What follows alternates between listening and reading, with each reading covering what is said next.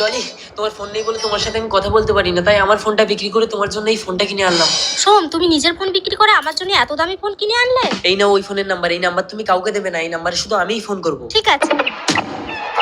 এই যে তোমার ফোন নাম্বারটা একটু দেবে? না না, হবে না, আমার নাম্বার শুধু আমার বয়ফ্রেন্ডের কাছেই থাকবে। আচ্ছা ঠিক আছে, এই নাও 1000 টাকা দিচ্ছি, তোমার ফোন নাম্বারটা একটু দাও। না না, নাম্বার হবে না, টাকা দিচ্ছ কেন? এটা আমার গার্লফ্রেন্ড। এই তুই কে রে?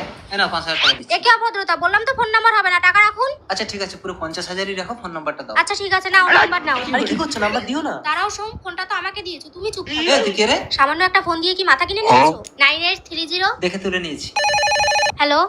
আমি কল করেছি। বললাম নাম্বার দিও না, আমার কথাটা শোনো। তুমি এক্ষুনি একটা ফোন নাম্বার চালু করে একটা কিডন্যাপারের সঙ্গে যোগাযোগ করেছো। অফিসার, একে অ্যারেস্ট করুন। চল। না না, আমি না, ও এক্ষুনি একটা ছেলেকে নাম্বার দিয়েছে, তাহলে ওই ছেলেটা হবে। তোমার যা বলার তুমি থানায় গিয়ে বলবে, ওকে নিয়ে যান। ডলি চল। ডলি, তোমার কাছে তো অনেক টাকা আছে, না হয় আমার দেওয়া ফোনটা বিক্রি করে আমাকে জেল থেকে ছাড়িয়ে আনবে।